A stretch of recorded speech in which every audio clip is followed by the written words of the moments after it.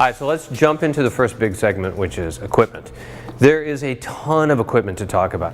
This is something where people are asking me about it all the time. What camera should I buy? What power pack should I buy? Here's the honest truth. There is no one camera or one power pack that does everything for you. You want to have something that you can kind of grow into as your skills get better, but you want to buy something that's within your budget and not break the bank. So let's first talk about camera support. In the studio, you're going to see me use this guy, which is the FOBA stand. This is a big beast. It's heavy, it's expensive.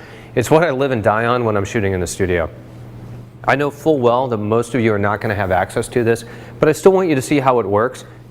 Now, I'm going to use something a little bit different on the end of it, and that is the Vanguard ball head. This is kind of an entry-level ball head, so I'm kind of working with something that is a little bit more accessible to other people. It's not my go-to ball head, and I'm going to show you what I like about it and what I don't like about it. My ball head of choice actually is the Really Right Stuff. RRS is a great system, incredibly solid and very well machined. This ball head is really beautiful, super smooth, and I've got it on top of a set of sticks that's all carbon fiber.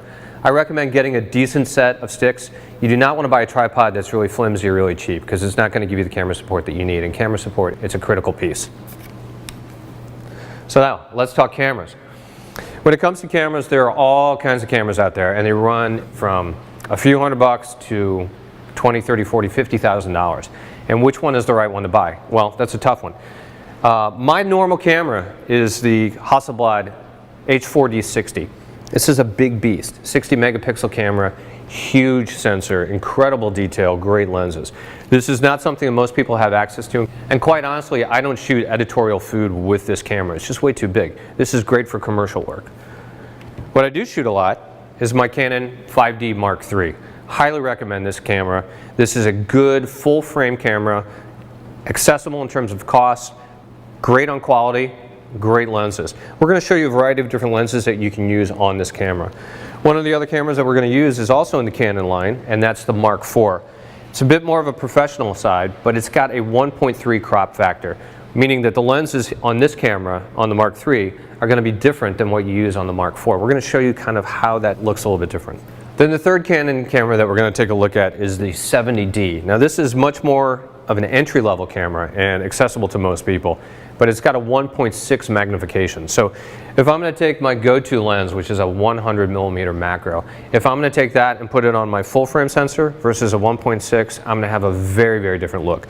So we're actually going to take the time, we're going to show you what this 100 is going to look like both on the Mark III and what it's going to look like on the 70D. And for that matter, we may even throw it on the Mark IV, just so you can really see how that crop magnification changes a lens. It's a really important feature. We're going to look at the 50mm, which is also a macro lens. This is a nice little lens. It's tight, it's compact, it's fairly inexpensive. You can get some decent images out of it. We're going to play with that quite a bit. One other thing we're going to do is work with an extension tube. Now what this does is it pushes the back element of the lens away from the sensor, the CCD, and it actually causes a magnification. So you're getting in closer with the lens. And we're going to put that on something like our 85-1.2, which is a gorgeous hunk of glass. We're going to see what these two do in combination. I think you're going to find it kind of interesting. All right, so let's jump into the next section, which is going to be all about lighting, creating light. So we're going to use a variety of power packs. We're going to show you everything from monoblock, which is the light and the power pack built in together, to using systems where you have separate power packs and separate heads. So one of the first things I'm going to show you is Alien Bees. This is kind of an entry-level power pack, and it's a monoblock and light together. This is, like I said, entry level. It's not super durable. Like this one's already kind of gotten busted up because it's just, you know, plastic and it's not the highest quality. But you can get a decent image using this lighting source, and we're going to show you how to do that. We're also going to work with kind of a mid-range, which is the Hensels. They make some really nice equipment, and we've got two power pack sources here where the light head and the power pack are separate. So you've got a power generator, and this particular one is the Nova, which is their in-studio, mainly in-studio power pack. It's a great option, gives you a lot of versatility, and gives you a wide range of power. You can plug in a couple of different lamps into this unit.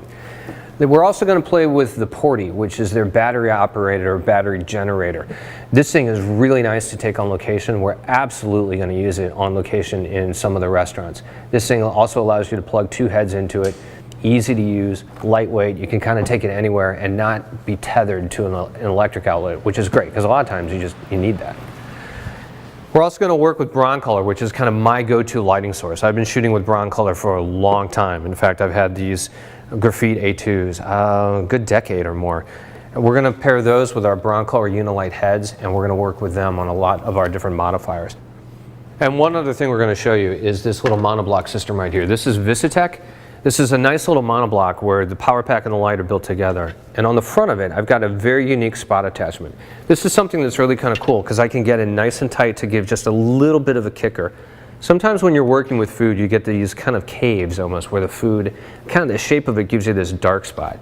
You can see on the front of it, I've got a polarizer taped to it, so if I want to knock down the highlight, I can easily do that by rotating it along with the polarizer on my lens.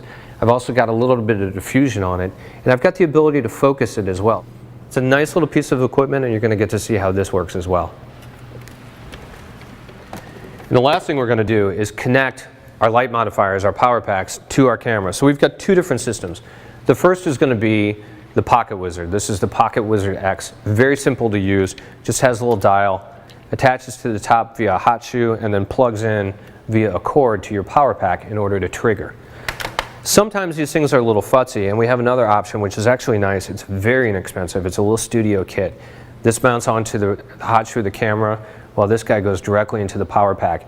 And in this case, we use one on every single power pack just to make sure that it's all firing. They work very well. They're simple, efficient, and inexpensive.